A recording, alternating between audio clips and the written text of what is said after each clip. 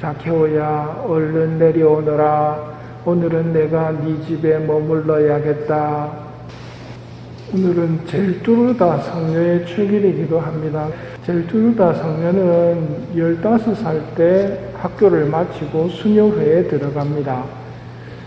머리가 좋아가지고 베네딕토 성인과 베르나르도 성인, 라틴어 이런 데 정통하였다고 합니다.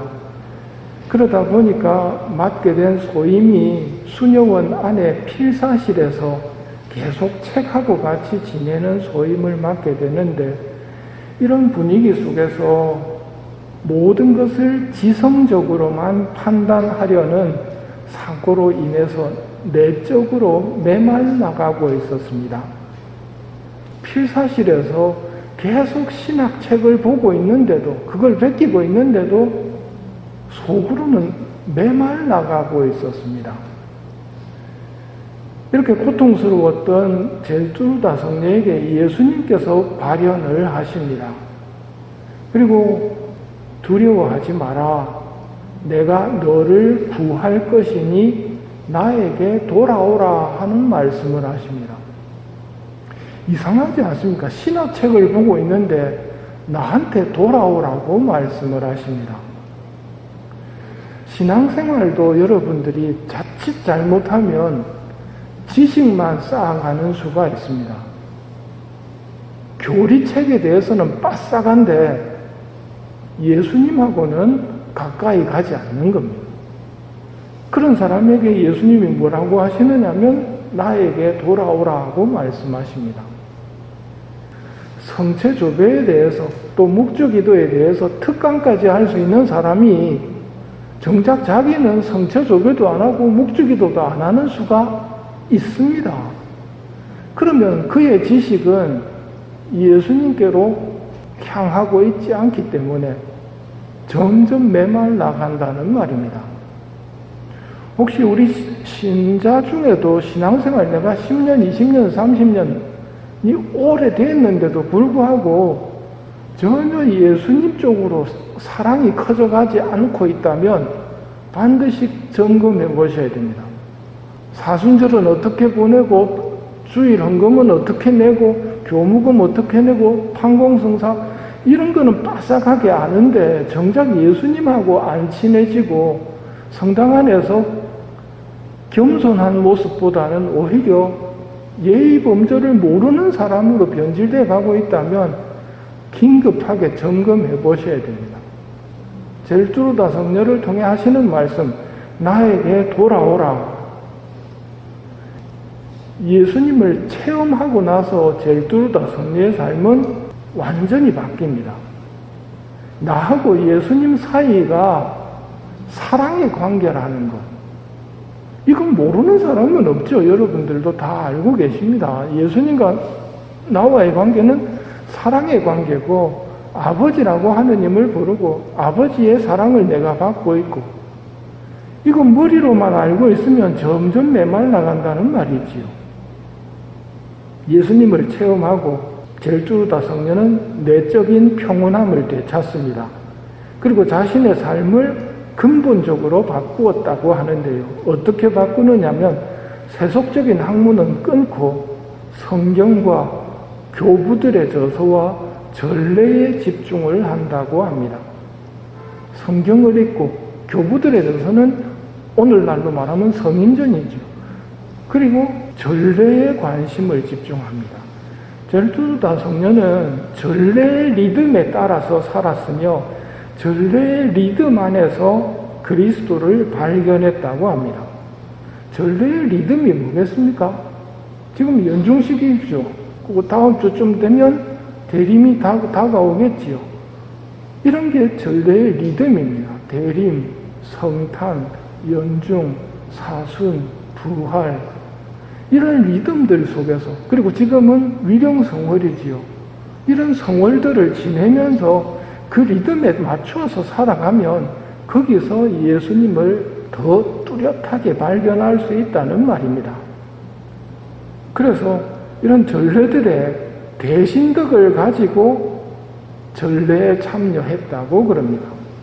대신덕이 뭡니까? 하느님을 향해서 우리가 가져야 하는 덕행들인데, 신망의 믿음, 희망, 사랑, 이게 대신덕입니다. 믿음, 희망, 사랑, 이게 생생한가를 쳐다봐야 됩니다. 대신덕이 믿음, 희망, 사랑이다 하는 거 알고 덮어버리면 지식으로 끝나는 것이고요. 내가 예수님께 믿음이 있는가, 희망이 있는가, 사랑이 있는가? 없는데요. 없으면 청해야 됩니다. 급하게 청해야 되고 믿음으로 청해야 됩니다. 믿음으로 청한다는 게 어떻게 청하는 겁니까? 꾸준히 청하는 겁니다. 과부가 재판관을 찾아가 가지고 계속 올바른 판결을 내려달라고 하는 이야기 들려주신 다음에 예수님이 하시는 말씀을 보면 사람의 아들이 다시 돌아왔을 때 이런 믿음을 찾아볼 수 있겠느냐 하시거든요. 끊임없이 청하는 게 믿음으로 하는 기도라는 말입니다. 내가 믿음도 희망도 사랑도 없다 혹은 부족하다고 하면 그걸 끊임없이 청하셔야 됩니다. 이 미사도 그냥 와가지고 내 미사 참여했다 하고 끝내버리면 지식으로 끝나는 거지만, 미사에 참여하기 전부터 예수님 믿음과 희망과 사랑을 더해 주십시오. 그리고 미사 때 이걸 청하고 미사가 끝난 다음에 내 안에 오신, 성체로 내 안에 오신 예수님께 믿음을 더해 주시고 희망을 더해 주시고 사랑을 더해 주십시오. 이렇게 될 때 내가 하느님과의 관계가 좋아진다는 말입니다. 성령께서 돌아가실 때는 신랑이 오신다는 말로 세상을 떠나셨는데 45세에 떠나셨습니다. 신랑이 오신다. 사랑으로 기다리고 있었던, 희망으로 기다리고 있었던, 믿음으로 기다리고 있었던 성녀의 삶을 표현해주는 말이지요. 우리도 개인 기도를 바치든 전례 기도를 바치든 하느님과의 인격적인 관계를 만들어 가야 됩니다.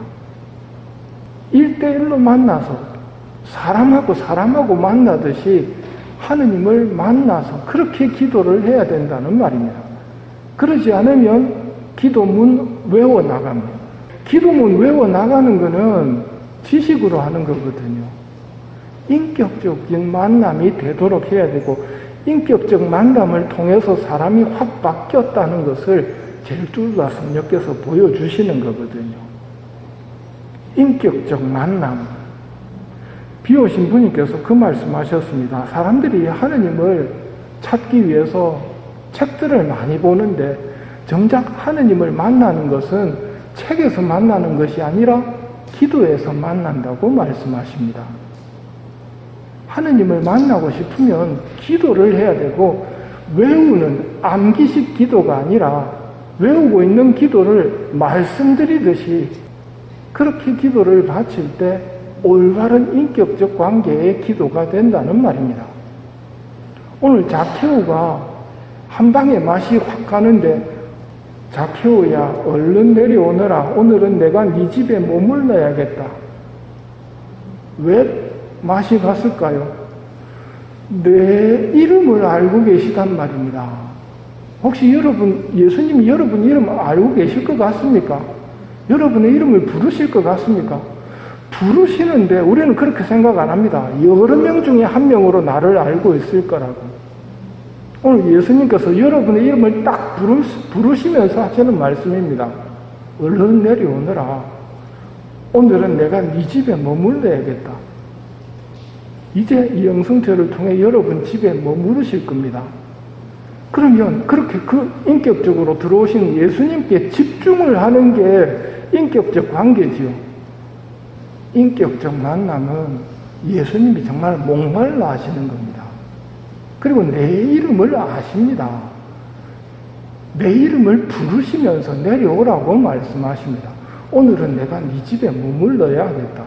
이런 인격적 만남을 통해서 삶은 바뀝니다. 제일두루다 성녀가 그걸 보여주시거든요.